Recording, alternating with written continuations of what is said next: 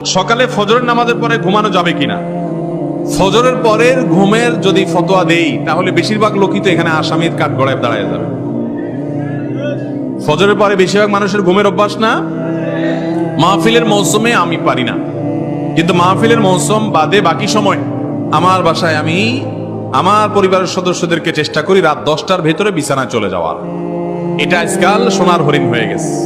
আমরা রাতে 12টার আগে গ্রামের মানুষও শোয় না। আজকে যদি বিছানায় যাইও আমরা 11টায়, 1 ঘন্টা আমরা মোবাইলে মুনাজাত করি। মোবাইলের মুনাজাত বোঝেননি আপনারা? এই দুই হাতে বসে ফেসবুক ইউটিউব টিপতেছেন, দেখতেছেন, মনে হয় যে আপনি মুনাজাত করতেছেন শুয়ে শুয়ে। এই মুনাজাত করতে করতে মোবাইল ঘুমের চোটে মুখের উপরে পড়ার আগ পর্যন্ত রাখে না অনেকে, ঠিক না বেঠিক? এরপরে মোবাইলে কি দেখছে কি না দেখছে এসব জল্পনা করতে করতে আর ঘুম আসে না। 12টা 1টা 2টা বেজে যায়। এরপরে ফজরের সময় শয়তান হাত পা টিপে ঘুম পাড়ায় দেয়। ফজরের পরে তার না ঘুমার উপায় নেই, কারণ রাত্রে ঘুমাইছে 3 ঘন্টা 4 ঘন্টা মাত্র। মনে রাখবেন, ইসলাম যে লাইফস্টাইল দিয়েছে এই লাইফস্টাইলের মধ্যেই আমাদের কল্যাণ আছে। করোনা যখন প্যান্ডামিক যখন চরম পর্যায়ে, তখন একটা তথ্য আমাদের মাঝে প্রচুর পরিমাণে শেয়ার হয়েছে যে শরীরের রোগ প্রতিরোধ ক্ষমতা বৃদ্ধি করা ছাড়া করোনার থাবা থেকে বাঁচা কঠিন। তাহলে রোগ প্রতিরোধ ক্ষমতা কিভাবে বৃদ্ধি করা যাবে, তার জন্য অনেক আমলের কথা, অনেক করণীয় কথা ডাক্তার সাহেবরা আমাদেরকে বাতাইছেন। এর ভিতরে একটা করণীয় হলো রাতে তাড়াতাড়ি ঘুমানো। রাত 10টা থেকে 2টার যে ঘুম, এই ঘুমটা আমাদের বডিতে ইমিউন এবং রোগ প্রতিরোধ ক্ষমতাকে শক্তিশালী করে। তো নবীজি সাল্লাল্লাহু আলাইহি সাল্লাম এই জন্যই তো বলেছেন যে রাতে এশার নামাজের পরে আর আলাপ সালাপ নয়। এই যে ওয়াজ মাহফিল আমরা করি, এই মাহফিল গুলো গভীর রাত পর্যন্ত করা, এটাও সুন্নাহ পরিপন্থী কাজ। যত দ্রুত সম্ভব মাহফিল শেষ করা উচিত, কারণ রাতে দেরি করে মাহফিল থেকে গেলে ফজর নামাজ পড়তে কষ্ট হবে, ফজরের পরে আবার ঘুমানো লাগবে। ফজরের পরে ঘুমানোটা হারাম না, ফজরের পরে ঘুমাইলে বড় কোনো গুনাহ হবে না, কিন্তু এটা অনুচিত অনুত্তম কাজ, সুন্নাহর খেলাফ কাজ। অনেক উলামায়ে কেরাম মাকরুহ বলেছেন। নবী করিম সাল্লাল্লাহু আলাইহি সাল্লাম ফজরের পরে ঘুমাইতেন না, তিনি দোয়া করছেন আল্লাহুম্মা বারিক লি উম্মতি ফি বুকুরিহা। নবীজির দোয়া কাদের জন্য? যারা সকালবেলা কাজ করে, সকালবেলা যারা জেগে থাকে। তিনি দোয়া করেছেন, আল্লাহ আমার উম্মতের জন্য সকালবেলার সময়টাতে আপনি বরকত দিবেন। এই জন্য যে ছাত্র সকালে পড়ে, যে ব্যবসায়ী সকালে ব্যবসা করে, যে কর্মজীবী সকালে কাজ করে, তার জীবনে বরকত নেমে আসে। দুপুরে ঘুমের কথা নবীজি সাল্লাল্লাহু আলাইহি সাল্লাম বলেছেন। এখন আমাদের সমাজে দুপুরে ঘুম নেই, সকালে ঘুম আছে। যখন ঘুমানো যাবে না তখন আমরা ঘুমাই, যখন ঘুমাইতে বলে তখন আমরা জেগে থাকি। অর্থাৎ কোরআন হাদিস যা বলে ও তার উল্টা করি। এই জন্য আমাদের দুনিয়ার জীবনে উন্নতি নাই। ভাইরা আমার, রাতে তাড়াতাড়ি ঘুমের অভ্যাস করতে হবে।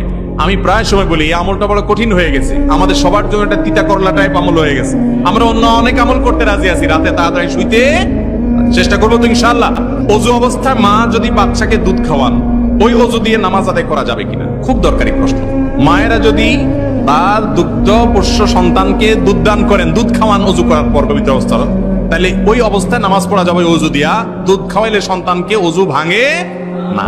অনেকে মনে করে থাকেন স্ত্রীর গর্ভে সন্তান থাকলে মা বাবার জানাজা পড়া যায় না। এটা কতটুকু সঠিক? এটা সম্পূর্ণ ভিত্তিহীন, ভুয়া এবং মন গড়া কথা, কুসংস্কারাচ্ছন্ন কথা। স্ত্রীর গর্ভের সন্তান থাকলেও মা বাবা বা অন্য কারোর জানাজাতে শরীক হওয়াতে কোনো অসুবিধা নাই। নামাজের মধ্যে যদি 3টা সূরা পড়ি কোনো সমস্যা হবে কিনা? যেমন প্রথম রাকাতে সূরা ফাতিহা, সূরা কাউসার এবং ফালাক, কোনো অসুবিধা নাই। আপনার মনে চাচ্ছে একটু রাকাতটা লম্বা করবেন, আল্লাহর সাথে একটু বেশি সময় কথা বলবেন, সূরা ফাতিহার পরে 3টা 4টা 5টা 6টা সূরা পড়েন, কোনো অসুবিধা নাই। একটা সূরারে বারবার পড়েন, কোনো অসুবিধা নাই।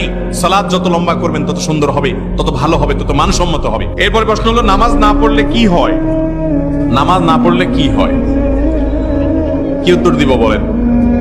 নামাজ না পড়লে ঈমান নিয়ে টানাটানি শুরু হয়। নামাজ না পড়লে কি হয় ভাই? ঈমান নিয়ে টানাটানি কিভাবে শুরু হয় বুঝাবো। অনেক ইমামদের মতে যে ঠান্ডা মাথায় ইচ্ছাকৃতভাবে মুসলমান হয়েও নামাজ পড়ে না, সে ইসলাম থেকে বের হয়ে যায়, খারিজ হয়ে যায়। অনেক ইমামদের মত এটা। ইমাম আযম আবু হানিফা রাহিমাহুল্লাহ সহ অন্য অনেক ইমামের মত হলো যদি সে নামাজ না পড়ে কিন্তু তার মধ্যে অপরাধ বোধ আছে, সে নামাজ না পড়ার কারণে লজ্জা শরম ভিতরে আছে, পড়া উচিত সেটা মনে করে, তাহলে সে কাফের হবে না। তাহলে নামাজ না পড়লে ইমামদের ইখতিলাফ আছে যে ঈমান আছে না নাই, ঈমানের টানাটানি শুরু হয়ে গেল না? তো নামাজ না পড়লে ঈমানের টানাটানি শুরু হয়। কিন্তু আমাদের বাংলাদেশের মানুষের ঈমান এত মজবুত, এত শক্ত, বলে যে নামাজ না পড়লে কি হয়েছে? ঈমান আছে। একে তো চোর, আবার বড় গলা, নামাজ পড়ে না এক অপরাধ করে, আবার বড় গলা করে যে নামাজ না পড়লে কি হয়েছে, ঈমান আছে। ভাইরা আমার, ওমর রাদিয়াল্লাহু তাআলা বলেছেন, লা হাজ্জা ফিল ইসলাম লিমান তারাকাস সালাহ, যেই মুসলমানের সন্তান, যে মুসলমান নামাজ পড়ে না, ইসলামে তার কোনো ভাগ নাই, হিস্সা নাই, নাম নিশানা নাই। কত বড় কথা। সাহাবায়ে কেরাম তাদের যুগে বেনামাজিকে কাফের মনে করতেন, যে মসজিদে আসে তাকে নামাজি বলতেন, যে মসজিদে আসে না সে বেঈমান, কারণ তখন কোন মুসলমান মসজিদে না এসে থাকতো না, এমনকি মুনাফিকও মসজিদে আসতো। অথচ আজ মুসলমানের সন্তান মসজিদে যায় না। আল্লাহ আমাদেরকে বোঝার তৌফিক দান করুন।